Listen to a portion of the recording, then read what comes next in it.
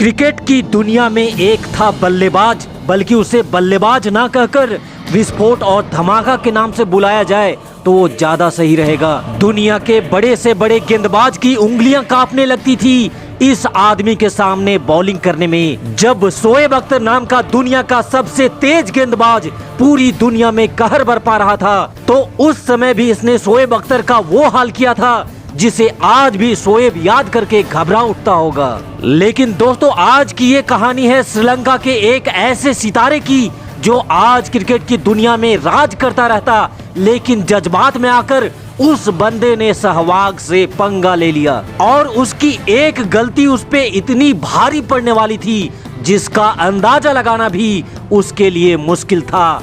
नाम था उसका अजंता मेंडिस और काम स्पिन गेंदबाजी करना। 2008 एशिया कप के फाइनल में सनत जयसूर्या की 125 रनों की तूफानी पारी के बदौलत श्रीलंका 274 रनों का टारगेट भारत के सामने रखती है। जवाबी कार्रवाई में भारत की तरफ से वीरेंद्र सहवाग ने आते ही विस्फोट करना शुरू कर दिया था और मात्र 36 गेंदों में ही 12 चौके लगाकर कुल 65 रन ठोक डाले थे। लेकिन जैसे ही अजंता मेंडिस ने बॉलिंग की कमान संभाली तो परिस्थितियां बिल्कुल बदल सी गई।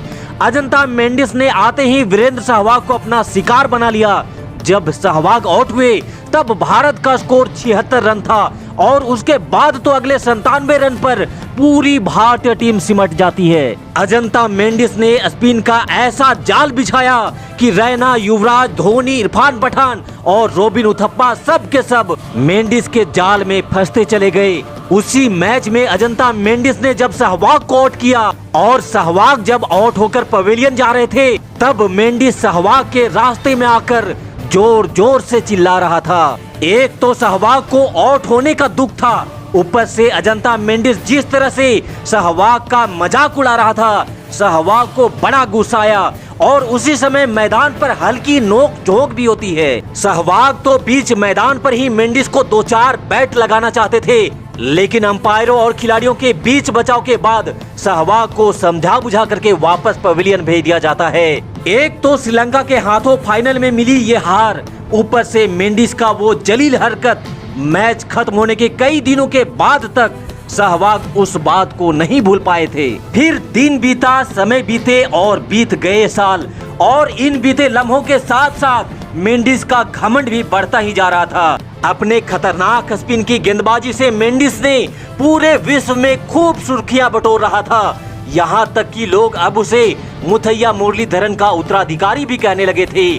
तब मेंडिस ने मात्र 19 मैचों में सबसे तेज 50 विकेट लेने का रिकॉर्ड भी अपने नाम कर लिया था। मेंडिस ने अपने बलखाती गेंदों से बड़े बल्लेबाजों के नाक में दम कर रखा था।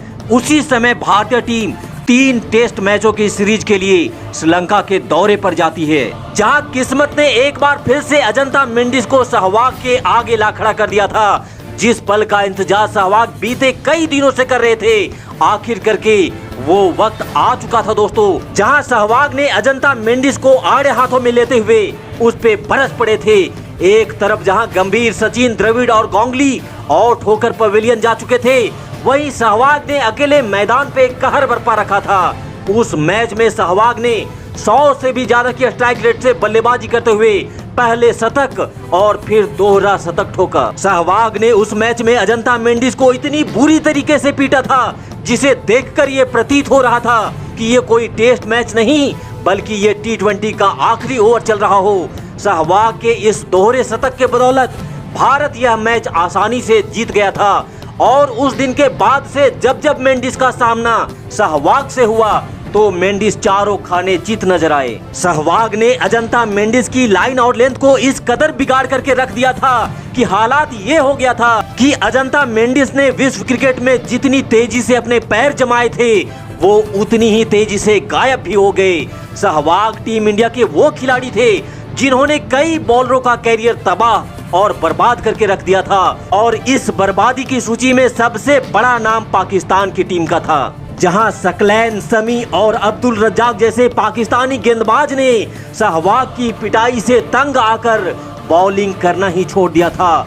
तो टीम इंडिया के इस विस्फोटक बल्लेबाज के लिए इस वीडियो को जरूर लाइक करिएगा, साथ ही हमारे चैनल को भी सब्सक्राइब करना बिल्कुल भी मत भूलिएगा। इस वीडियो को पूरा देखने के लिए आपका बहुत बहुत धन्यवाद। जय हिंद, वंदे मातरम।